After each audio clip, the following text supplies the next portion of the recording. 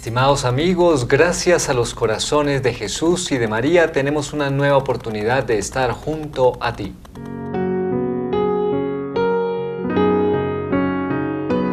La frase mariana del día.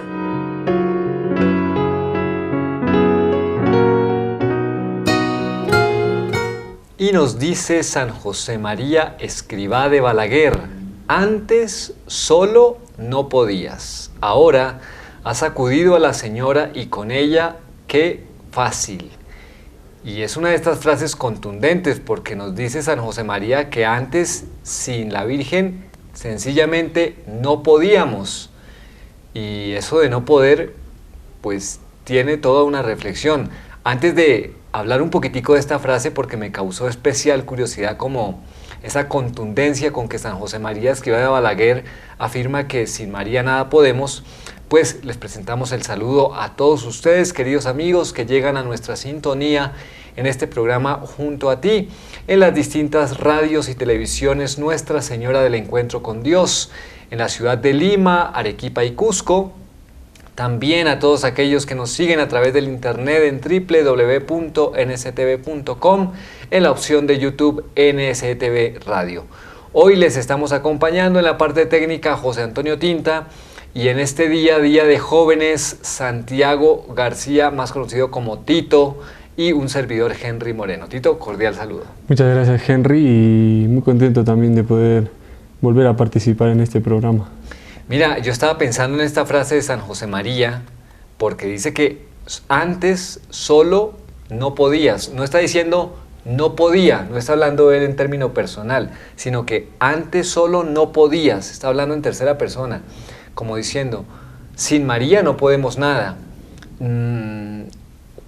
Yo había escuchado por allí alguna reflexión en torno a que si intentamos ir en ese camino de la salvación hacia Dios, hacia el encuentro con Dios, y voy sin María, es como si fuera por una calle que no está asfaltada, pedregosa, llena de piedras peligrosas, el carro se me puede pinchar, pero si voy por la calle asfaltada, que además me reduce la llegada en tiempo y que es mucho más cómoda, esa es la vida de María. Y yo decía, sí, tiene lógica, hay que ir por la vía de María porque es la vía dulce, corta, rápida, pero de ahí a que solo no podamos, es otra cosa, ¿no? Y aquí lo dice San José María. Y es que uno podría pensar, porque también se suele decir, ¿no?, que uno acudiendo, por decirlo así, directamente a Dios, Dios también, o sea, Dios es Padre, ¿no? No nos olvidemos de eso. Entonces ahí es como que Dios todavía tiene la capacidad, mejor dicho, Dios lo puede todo, pero para que se entienda, ¿no?, como que nos puede ayudar. Pero siempre a Dios le gustan los intercesores, ¿no? Y nos ha dejado todos los intercesores. Ahora tenemos 4 intercesores más, ¿no?, este domingo que el Papa canonizó. Y todos los santos son nuestros intercesores, pero sobre todo los santos está María, ¿no? Entonces, antes solo no podías.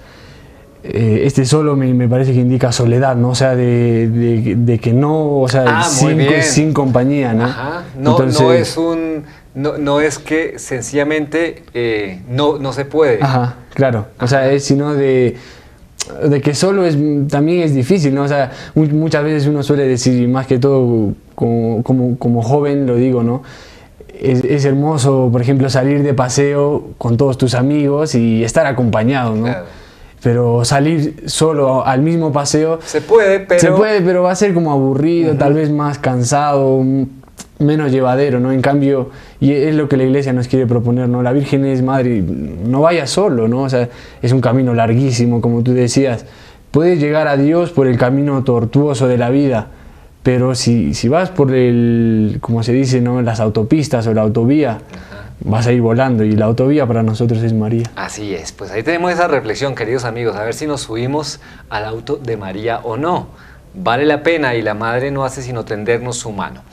Como siempre, empezaremos con la propuesta de santos. Para el día de hoy les proponemos una santa que yo particularmente no conocía, Santa Irene de Tancor.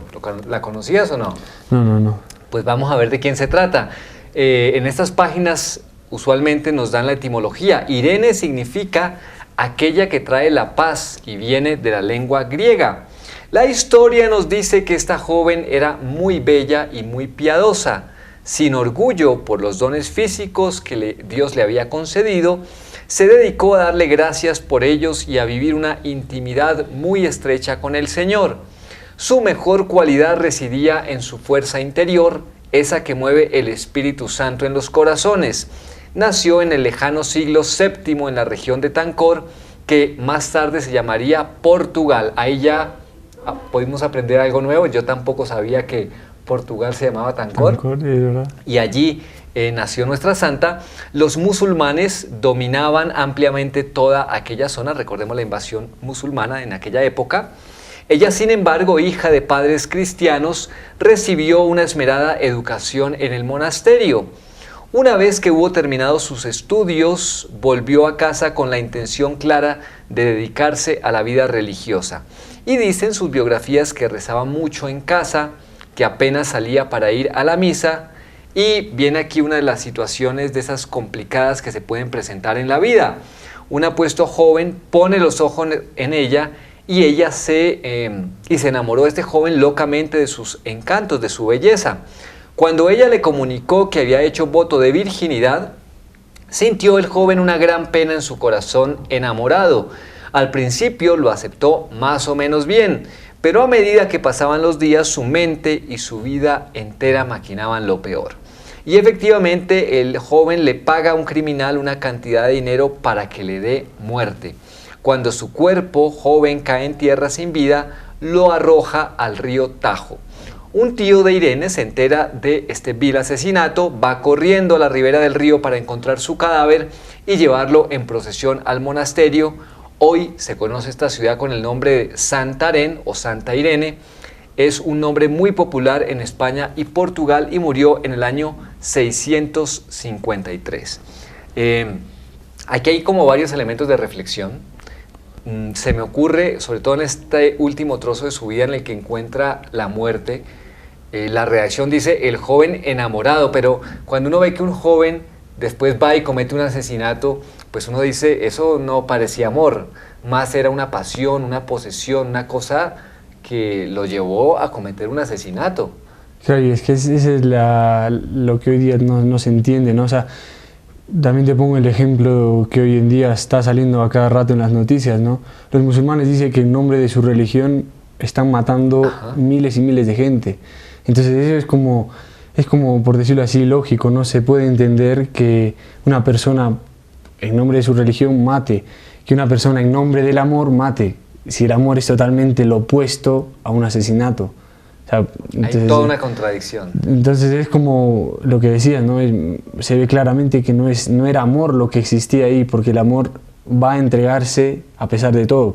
Ponemos el claro más ejemplo de la Virgen, ¿no? La Virgen también le dice a San José, he hecho voto de virginidad, y San José acepta, ¿no? Incluso es bonito el libro de La sombra del Padre, porque ahí relata ese momento como cuando la Virgen le dice a San José eso, como que San José y la Virgen le dice, yo sé que vas a comprender porque sabes amar. Entonces, si uno supiera amar, si este joven hubiera sabido amar, hubiera sabido comprender a Santa Irene, aunque Dios también incluso puede por un lado haberlo permitido y ahora tenemos una santa mártir y virgen, ¿no? Mire, voy a poner un ejemplo muy mundano, pero me parece que vale la pena porque nos acerca un poquitico. Hay una historia, por ejemplo, la historia de la Sirenita, que es una historia, un cuento de Hans Christian Andersen. Cuando uno ve esta película en la versión de Hollywood, la versión de Disney mejor, termina el final feliz, entre comillas, de la Sirenita casándose con su príncipe amado. Pero ese no es el final original que escribió el autor. El autor escribió un final como que ella finalmente se sacrifica, a pesar de que hay una voz y un personaje que es una bruja diciéndole, si tú matas a la mujer, o si no lo consigues y matas al príncipe, vas a poder, si no logras conseguir ese amor y matas al príncipe, vas a poder volver a ser sirena. Y a pesar de que está ese mundo, porque ahí está simbolizado el mundo que le dice a uno, si no consigues tus objetivos, tú adelante, arrasa con lo que sea. Pues ella en algún momento dice no, los ve a los dos juntos y dice, no puedo hacerlo porque veo que se aman ellos dos, así que yo me sacrifico. Esa es la verdadera historia del amor y una imagen del amor de Cristo. Eso es lo que no se ve en las películas de Disney, pero que es el final original. Es una imagen de esto, ¿no? Un auténtico amor que se sacrifica por el otro y en ese sacrificio encuentra un amor mayor, que es ese amor de Dios. Y esto es lo que seguramente que pasa. No nos dice qué pasa con Irene, qué cosas dice en el momento de su muerte.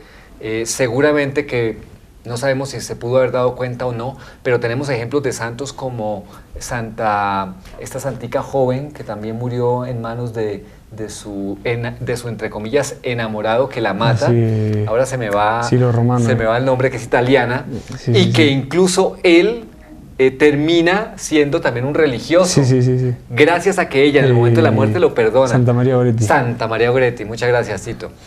Y ahí vemos justamente la imagen del auténtico amor en los santos. Aquí no dice nada, pero seguramente que Irene también tuvo que haber perdonado a su asesino. Sí, y pensaba también que el Papa Benedicto XVI solía decir eso de como los tres tipos de amor que suelen existir, ¿no? Y está como el amor servil, el amor erótico y el amor de ágape. Entonces aquí se ve como más que un amor, no es un amor servil, es un amor erótico lo que existe. O sea, él está aferrado a la belleza de Santa Irene. Es mío, no es de nadie. Y nada más. O sea, pero le falta dar el paso que decía el Papa Benedicto, me acuerdo que lo dijo en la Jornada Mundial de la Juventud.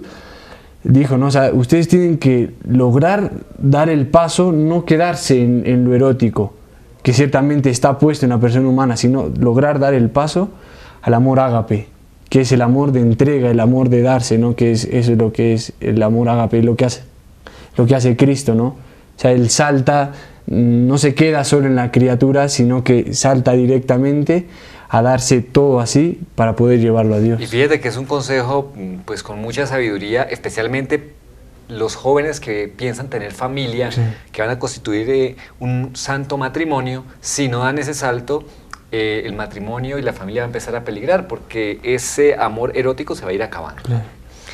Pues bien, ahí tenemos para que ustedes se den cuenta, queridos amigos, y nos demos cuenta cómo la vida de los santos día a día nos dan cosas para reflexionar para nuestra vida de fe. Vamos a hacer una primera pausa y vamos a regresar con el tema central del día de hoy. Vamos a continuar, Tito, con este importante mensaje que ha dado el Papa Francisco en torno a la Jornada Mundial de la Juventud que se va a llevar a cabo en Cracovia. Ya este es el tercer mensaje que deja a los jóvenes, que toca el tema de la misericordia y que venimos tocando hace algunos programas. Esto será después de una pausa, ya regresamos.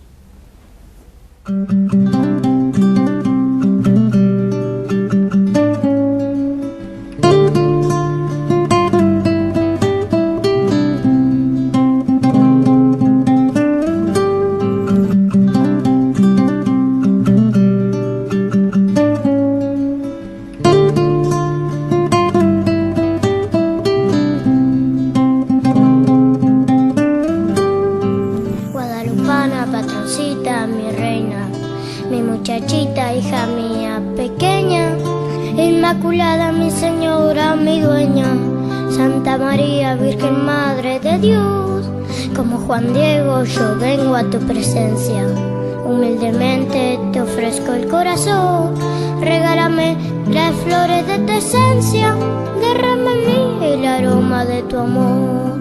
Tú das a todos aquellos que te aman una mirada de auxilio y compasión, a los que te buscan, a los que a ti claman, los que confían siempre en tu tierna voz. Tú les remedias su llanto y su tristeza, le das la fortaleza del dolor.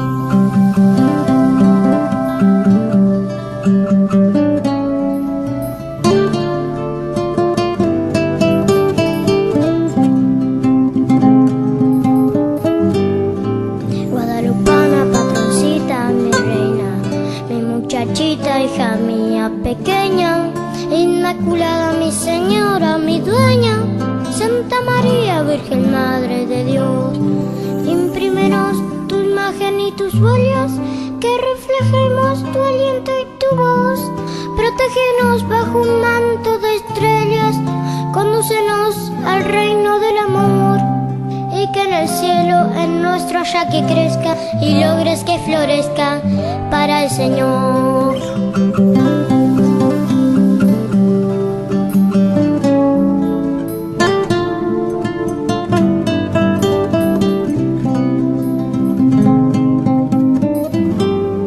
Guadalupana, patroncita, mi reina, mi muchachita, hija mía pequeña, Inmaculada, mi señora, mi dueña, Santa María, Virgen Madre de Dios.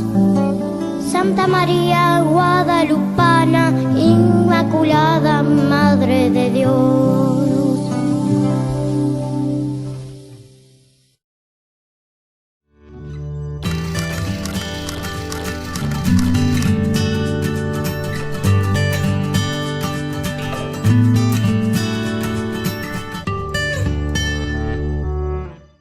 Muy bien, queridos amigos, ya estamos de vuelta junto a ti y nos vamos con este importante mensaje que ha dejado el Papa Francisco a los jóvenes preparándose para la Jornada Mundial de la Juventud en Cracovia el próximo año. Es un mensaje que ya está dado para el 2016, Tito, él lo dice así, dio un mensaje para el 2015, este es para el 2016 y va a dejar una tarea. Y hoy nos metemos en el punto 3, que es un tema ya más práctico, más concreto, en cuanto a ser instrumentos de la misericordia. Por eso empieza diciendo, la extraordinaria alegría de ser instrumentos de la misericordia. Dice el Papa, la palabra de Dios nos enseña que la felicidad está más en dar que en recibir, y lo toma de Hechos de los Apóstoles, capítulo 20, versículo 35. Precisamente, por este motivo, la quinta bienaventuranza declara felices a los misericordiosos. Sabemos que es el Señor quien nos ha amado primero, pero solo seremos de verdad bienaventurados, felices, cuando entremos en la lógica divina del don, del amor gratuito, si descubrimos que Dios nos ha amado infinitamente para hacernos capaces de amar como Él sin medida. Ahí vamos es como la mitad del párrafo, pero ya hay como ideas para reflexionar. Primero que todo, el Papa hace como un énfasis en el sentido de la felicidad que hay, de la alegría que hay, más en dar que en recibir. Creo que es una frase que muchos hemos escuchado, que incluso se entiende en el contexto del mundo, Tito. Tú me dirás si en ambiente de jóvenes también se suele escuchar, o ya no mucho. Pero la pregunta que uno tendría que hacer es ¿por qué se da esta dinámica de la alegría más en dar que en recibir? Habría que preguntárselo, ¿no? Y segundo, ¿cómo entrar en esta dinámica cuando estamos metidos en un mundo en el cual sobre todo la lógica es de recibir, ¿no? Se dice un mundo hedonista, egoísta, donde yo debo procurar mi placer, procurar satisfacer mis metas, las perspectivas que tengo de vida, y allí parece más que debo recibir que dar.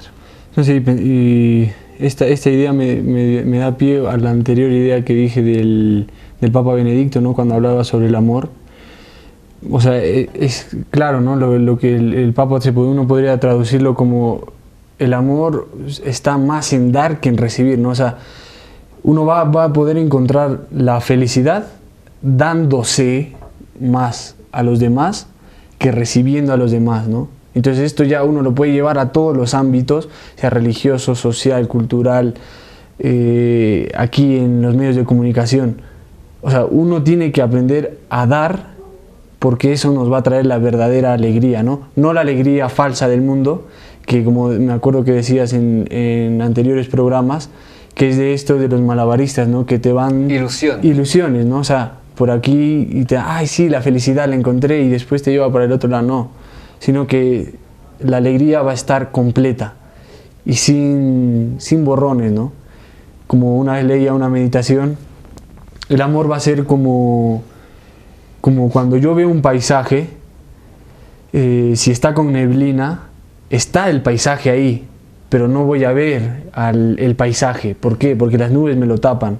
Eso es lo que hace el mundo, nos tapa. Pero si viene el sol y levanta las nubes, yo voy a ver el paisaje y voy a tener más alegría viendo el paisaje entero que viendo las nubes. O sea, las nubes sí, wow, pero se quedaron ahí nomás. Y fíjate, es un muy bonito ejemplo. Y si uno intenta ir un poco más a fondo en lo que enseña la doctrina de la Iglesia, nos damos cuenta que el amor, lo dicen, ¿no?, los expertos, los teólogos y los santos lo han dicho, el amor es difusivo, no puede contenerse en sí mismo. Y inmediatamente uno piensa en ese Dios que estaba allí en su familia de la Santísima Trinidad antes de crearnos, y ese Dios estaba perfecto allí. No le hacía falta absolutamente nada. Vivían un amor entre el Padre y el Hijo y el Espíritu Santo y había plena felicidad. Sin embargo, es un amor que no se puede contener, si lo podemos decir así, y sale hacia afuera y entra la creación al mundo y entra el hombre como pilar de la creación. Eso nos lleva a la conclusión de que hemos sido creados por amor. Y al haber sido creados por amor, estamos también llamados a esa dinámica del amor. Y si nos damos cuenta, es un amor que al salir se da. O sea, desde un punto de vista casi que diríamos científico o físico, ese amor salió como una explosión hacia afuera, se dio, no fue hacia adentro, sino que fue hacia afuera, o sea, viéndolo físicamente. Y si esa es la dinámica del amor, pues en nosotros también tiene que ser así. Por lo tanto, si tratamos de vivir el amor en este mundo físicamente de una manera contraria, que el amor nos llene, pero solo viniendo hacia nosotros, estamos yendo contra la lógica del amor, incluso lógica física. Claro. Una imagen que también nos ayuda mucho es el Big Bang, Claro. ¿no? Hasta ahora es la hipótesis de la teoría de la creación del universo más sólida que conocen los científicos. ¿Y qué es el Big Bang? Una explosión que va hacia afuera, Y si la comparamos un poco con esa creación, con el Génesis, tiene mucha lógica, ¿no? Una explosión que se va dando y que va creando las cosas con el paso del tiempo. Pues el amor en nosotros es lo mismo. Tiene que ir hacia afuera y tiene que ser paciente, va creando, va matizando las cosas y luego eso se regresa en una dinámica que solamente proviene de Dios para llenarnos, pero nos llena porque sale, ¿no? Claro. Es un poco como a nivel de imágenes también, para aquellos que quieren tener una imagen de pronto un poco más física, más científica, ahí está la dinámica del amor. Claro, podríamos compararlo como si yo tengo un vaso que está lleno de agua con tierra, que podríamos decirlo, eso somos nosotros. O sea, necesitamos tomar el agua, pero no me voy a tomar un vaso con tierra. ¿Qué hago? Tiro el agua y la lleno con agua limpia. Es lo mismo que va a ser el amor, ¿no? O sea, el amor, por supuesto que no va a dar tierra el amor, ¿no? El amor va a dar amor. Cuando se expande el amor, pero a la vez se llena. Se llena. Entonces empieza a llenar purifica. y se purifica. Entonces ahí queda como una imagen de lo que es el amor y de lo que tendría que ser el amor para que exista la felicidad que quiere el Papa, ¿no? O sea, y que quiere el Papa, no, que quiere Dios para todos los hombres. Fíjate, y eso solamente lo hemos sacado aquí de esa felicidad que significa dar. Luego el Papa habla de la bienaventuranza y habla de la quinta bienaventuranza, felices los misericordiosos. O sea, además como que nos lo sustenta bíblicamente de que la felicidad y la alegría de la que habla el Señor en las bienaventuranzas está asociado a la misericordia. Ahora, ¿qué es la misericordia? Es el tema central que nos está proponiendo, es además el marco en el cual va a estar la Jornada Mundial de la Juventud dentro de un año jubilar y además es tema central también de la Jornada Mundial. Y bastante nos lo ha recordado que es ese amor que Dios aplica a la miseria humana. Todos tenemos que reconocer, partir de esa verdad que estamos cargados de miseria porque tenemos allí el pecado, por lo menos el impulso del pecado original nos queda, así estemos bautizados, y esa miseria definitivamente solos no la podemos cargar, pero Dios aplica ese amor de misericordia para sanarnos. Y ese amor que recibimos es un amor que también nosotros debemos dar a los demás, comunicar, que esa dinámica se dé. Y se aplica especialmente, por eso el Papa resalta mucho, sobre todo con los pequeños, con lo que hoy se llama la cultura del descarte, los descartados, con los que el padre Molina solía llamar los machacados, con el pobre.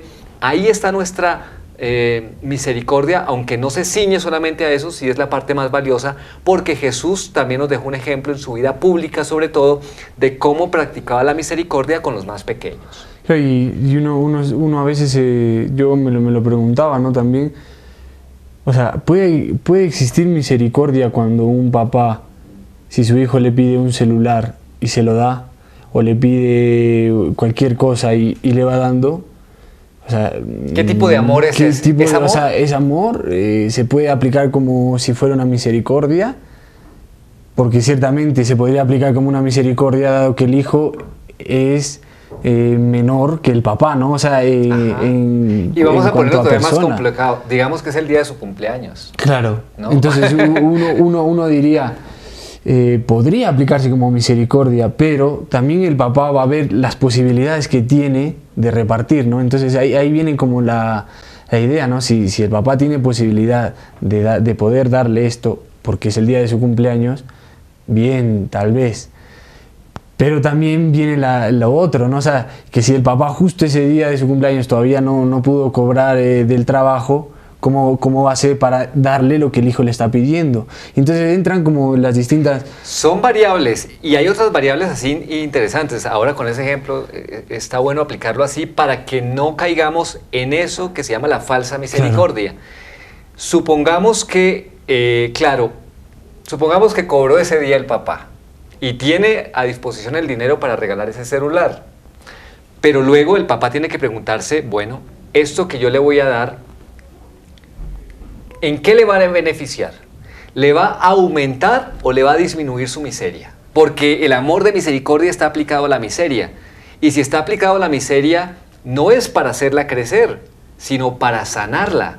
Para, en esa dinámica del amor, como tú decías, lo del vaso, blanquear y que ya llegue agua pura. Entonces yo me pregunto como papá, bueno, ¿y esto que le voy a dar, será un acto de misericordia, de amor, o será más bien un daño lo que voy a hacer? Porque con ese mismo presupuesto tal vez puedo comprarle otra cosa que le vaya a hacer un bien. Claro. ¿Y a qué va el ejemplo? Vamos a poner un ejemplo complicado y que hoy está siendo tocado en el sínodo ordinario de los obispos con el tema de la familia, que inclusive ya hasta prelados lo han tocado y de manera abierta, que es el caso de la posibilidad de dar la comunión a personas que se encuentren en estado de divorcio. ¿Qué dice la doctrina de la Iglesia? Lo que siempre ha dicho a lo largo de 20 siglos. Lo que Dios ha unido, no lo separe el hombre, y si alguien se encuentra en un estado de pecado, no puede acceder a la comunión. Pero alguien puede decir, bueno, como han dicho por allí en varias alocuciones, si se trata de una pareja que está divorciada y que ya ha tenido una segunda relación, tanto él como ella, e incluso con hijos, y que incluso han conformado familias ya estables, y que lo del principio fue un error, y sin embargo, hay que hacer la claridad, no es un caso de nulidad, sino que es un matrimonio válido. ¿Por qué no tener un camino penitencial para esta pareja, estas parejas, y que después de un camino penitencial puedan acceder a la comunión? Porque no hacerlo de otra manera sería mantener a estas personas fuera de la iglesia y a la larga estaríamos alejándolas de la auténtica fe. Planteado así, da la impresión de que habría que practicar un amor de misericordia con ellos y acogerlos, y que la iglesia debería ser más acogedora porque han utilizado estos términos. Y sin embargo, parece haber allí, o hay allí, una falsa misericordia. Pero hay que explicar un poco por qué.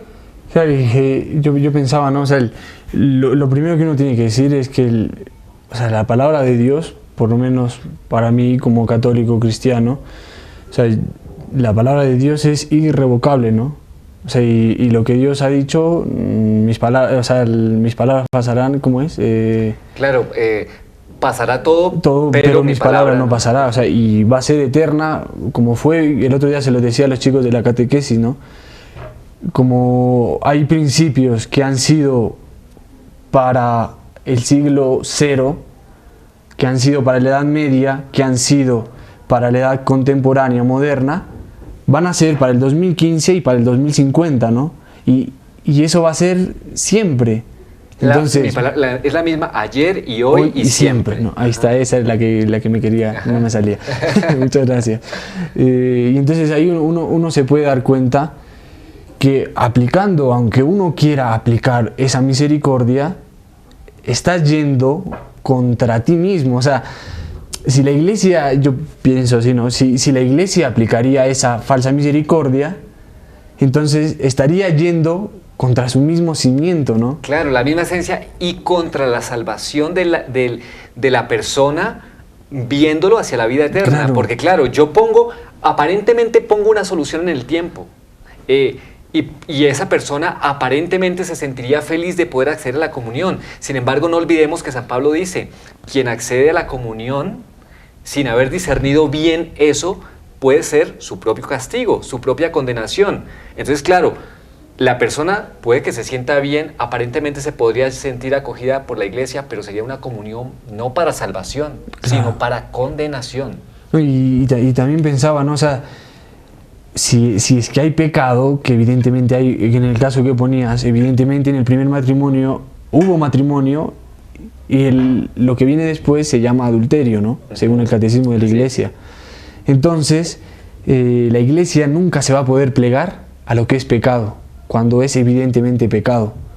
Lo que la iglesia tiene que hacer sí es, que siempre lo ha hecho y siempre ha dado soluciones válidas en estos casos, y está el Código de Derecho Canónico, un tocho así, y ahí está escritas soluciones que la iglesia ha puesto a lo largo de toda la historia y que santos lo han ratificado, los papas lo han ratificado, el magisterio de la iglesia lo ha ratificado, y que no ahora porque a uno se le ocurrió se puede cambiar, ¿no? Sino que está ahí, y la iglesia siempre ha dado soluciones, ¿no?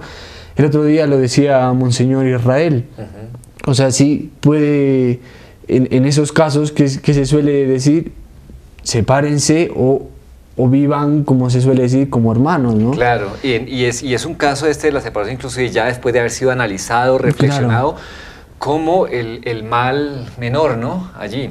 Y ahora, hay que hacer una claridad, eso no significa que la iglesia cierre sus puertas a estas personas, claro, no. Que eso es lo que quieren hacer creer. Claro, lo importante es, y ahí es donde hay que concentrarse y pedir mucho para que de este sínodo salgan muchas propuestas, generar esa pastoral para acoger de mejor manera a estas personas y con mucho más amor, que tengamos muchas más actividades para que ellos se sientan, como siempre han estado abiertas las puertas de la iglesia, pero ahora hacerlo más notorio todavía y hacerlos parte de la iglesia, porque ellos pueden seguir haciendo parte de la iglesia.